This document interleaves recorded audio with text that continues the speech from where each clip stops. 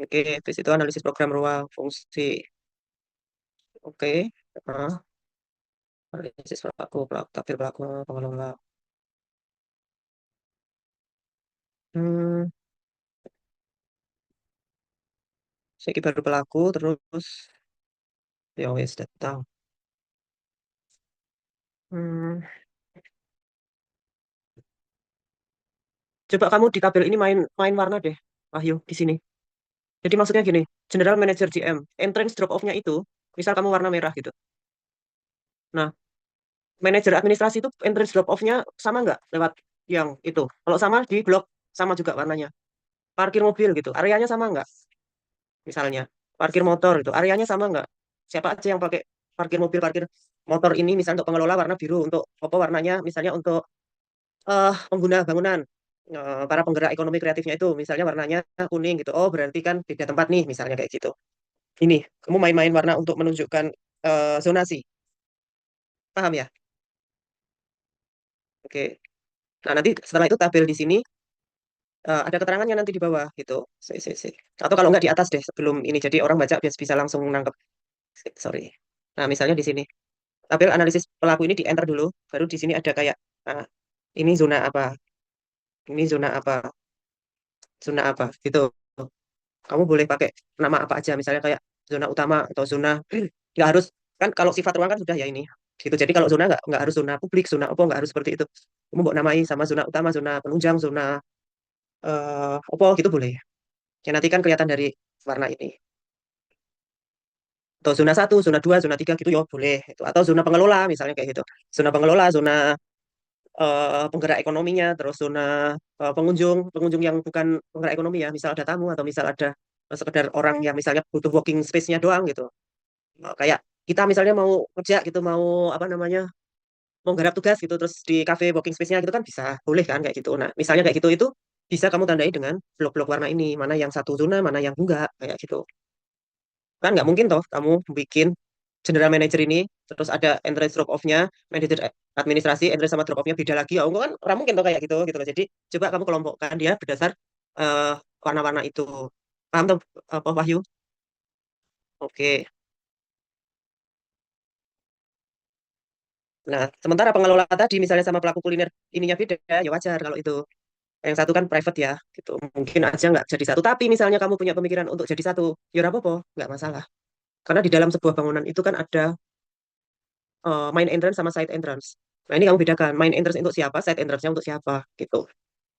Oh, no. Side entrance mau ada berapa? Mau ada tiga, boleh juga. Mau ada dua, boleh, gitu. Nah, berdasar kamu ketika em, program ruang ini kamu menganalisis kan, mempertimbangkan. Oh, yang ini nggak boleh nih, entrance-nya jadi satu, gitu kan. Misalnya kamu bongkar muat barang, gitu, loading dock, gitu. Bongkar muatnya kan nggak mungkin toh di entrance-nya manajer misalnya, kan nggak mungkin kayak gitu. Jadi misalnya gitu sih. Paham ya? Oke. Oke. Terus, ya. Kayak toilet segala itu kan penggerak seni itu kan toiletnya kan bersama mesti toh nggak mungkin sendiri-sendiri. Tapi kamu mau bikin zonasi sendiri-sendiri juga boleh. Misalnya pria dia punya lavatory sendiri, ini punya lavatory sendiri itu ya nggak apa-apa. Ini pertimbanganmu sih ketika menganalisis ini tingkat kebutuhannya akan seperti apa. Oh no, pelaku seni rupa. Oke, sudah saya cek sini tadi. Saya locker room, co-working ya. Oke,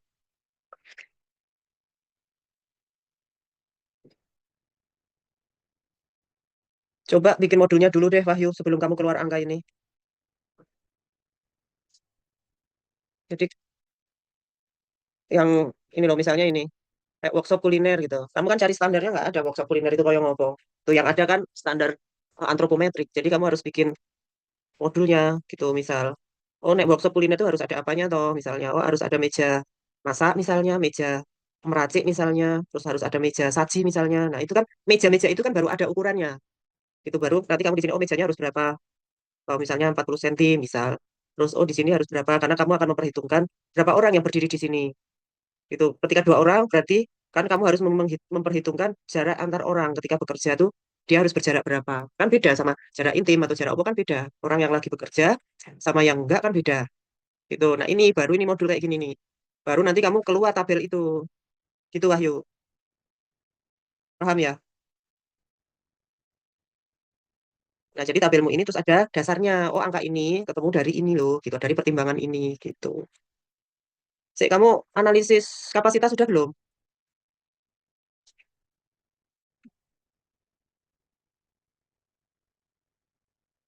Dari apa?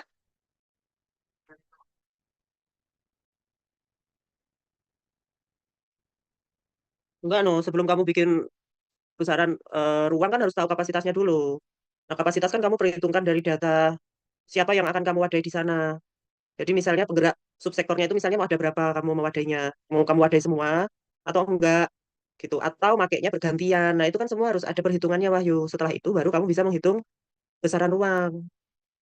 Jadi misalnya nih, subsektor kuliner, di sana ada berapa? Oh, ada 17. Nah, 17 itu apakah akan kamu wadai jadi 17 eh, ruang, space, atau kamu akan dibagi menjadi dua misalnya, siang, malam, atau bergantian hari. Jadi cuman ada 10 space misalnya kayak gitu. Jadi sisanya adalah berganti-gantian atau apa, itu kamu perhitungkan di analisis kapasitas. Gitu sehingga rata-rata kamu akan ada berapa orang di dalam satu ruang itu. Apakah kamu hanya akan memperhitungkan kapasitas ruangnya itu maksimal 5 orang, ya berarti kan kamu baru bisa menghitung besarannya dari situ. Itu jadi kayak tadi misalnya ada modul kuliner itu di workshopnya ketika ada meja. Nah, kamu akan memperhitungkan kapasitasnya itu kan yang akan ada di meja ini berapa orang, terus yang ada di meja saji apa raciknya berapa orang misalnya kayak gitu. Terus misalnya di sini ada ruang yang untuk teorinya. Nah, itu kan otomatis kapasitas yang ada di sini itu tentunya harus bisa juga ditampung di sini. Gitu. Jangan dibalik, jangan kamu bikin ruangan dulu terus kapasitasnya menyesuaikan, nggak bisa nek gue. Kamu tembak dulu mau kapasitasnya berapa. Oh no. Tapi dengan dasar perhitungan tadi, pakai asumsi boleh asal ada dasarnya. Jadi itu tadi, oh asumsi nih dari penggerak kuliner ada 17 misalnya. Jadi mau pakai sistem ganti-gantian hari, berarti yang diwadai, apa space-nya butuh 10 aja misalnya gitu. Nah, penggerak kuliner itu rata-rata satu penggeraknya itu apa namanya? Satu penggerak kuliner itu rata-rata misalnya 10 orang. Berarti kalau 10 orang misal nih, berarti ruangan itu harus mampu menampung 10 orang. Oh no, nggak usah kamu satu-satu kamu pertimbangkan, nggak, tapi di rata-rata. Jadi rata-rata penggerak kuliner itu berapa sih? Oh, ternyata cuma 2 orang cukup karena UMKM kan gitu. Oh, cuma butuh 3 orang. Ya udah kapasitasnya berarti 3 orang. Gitu Wahyu. Nah, itu baru untuk yang subsektor. Belum yang pengelola juga toh gitu. Belum yang orang-orang bebas yang maksudnya bukan penggerak tapi hanya ingin memakai fasilitas apa working space-nya doang di sana misalnya atau mungkin sedang ada seminar. Nah, itu iya itu kan harus ada asumsi-asumsi pertimbangan kapasitas itu karena hubungannya dengan kebutuhan parkirmu nanti. Gitu. Bayang nggak? Oke, Mono ya, diperhitungkan dulu kapasitasnya sehingga kamu bisa menghitung ruangannya. Oke. Oke, nah ini sih nggak masalah sih, bisa-bisa aja. Interest rate. Nah, alurnya biar mau digambar sisan. Alurnya biar Wahyu ini.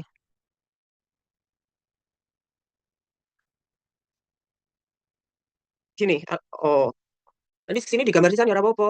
Ruwet.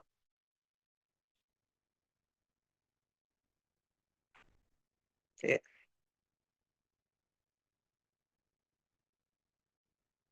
nanti rungono. Nah, saya sih nggak apa-apa sih masih bisa kebaca kok. Kamu pakai garis, misalnya ini pengunjung siapa? Apakah semua pengunjung begini dulu? Misalnya alurnya. Terus nanti ada pengunjung apa? eh, Pengelola itu dari mana? Pakai warna yang beda. Misalnya, oh pengelola dia dari sini gitu. Nah, alurnya beda atau iki loh, apa garismu putus-putus iki loh, dikasih garis lagi yang untuk alur. Ya pokoknya kita tambahin lah alur. eh Sebenarnya bukan alur sirkulasi ya, alur ya alur organisasi ruang, alur ruang gitu aja. Itu jadi misal ini pengelola gitu, terus terus ini itu misal penggerak, maksudnya yang subsektor itu. Terus misalnya ini yang apa warna lagi itu misalnya kayak gitu. Saya dari sini akan bagaimana gitu Wahyu ya. Atau kamu bikin lagi yang zonasi juga boleh. Tapi ada lah pokoknya alur ruangnya itu. Paham nggak? Nah, setelah itu baru kamu bisa menganalisis. Analisis setnya ya rasa matahari sih. Pendekatanmu betul lali aku. Apa? Oh, kontemporer. Nah, berarti kamu ke orientasi dulu. Maksudnya bangunan itu kamu mau arahkan ke arah mana supaya kelihatan menonjol. Masalah matahari itu nanti. Nah, itu bukan yang signifikan untuk di fungsimu. Kecuali kamu bikin eh, yang mempertimbangkan matahari di bagian awal itu boleh, tapi kan kamu nggak bikin yang seperti itu. Kamu misalnya kontemporer, oke ya. Berarti mulailah dari piye bangunanmu itu supaya nampak eh, apa orientasinya mau kemana, dihadapkan kemana, gitu dulu. Atau kalau nggak dari pencapaian dulu, dari sirkulasi pencapaian. Jadi alurmu tadi, bubble alur tadi itu masukkan ke site. Site kok cilik ya. Si- Oh ini baru data ya berarti. Oh, belum analisis lah, belum ono gambar. Analisis tuh yang tadi tuh, misalnya kamu sirkulasi, kamu punya bubble tadi tuh loh, bubble. Nah dari sirkulasi itu, misalnya di sini harus ada keterangan trafficnya bagaimana gitu misalnya. Terus kamu nanti, oh ini masuk nih di sini. Misalnya terus ini keluar. Nah ketika ini masuk, kamu akan diterima oleh zona apa dulu? Itu kan kamu sudah punya nih hubungan bahwa dari sini harus ke sini, dari sini harus ke sini, misalnya dari sini ke sini bisa juga ke sini, misalnya kayak gitu. Nah ini kamu bawa ke analisis apa? Ketika main interestnya di sini, yang ada di awal sini mana, siapa, zona apa?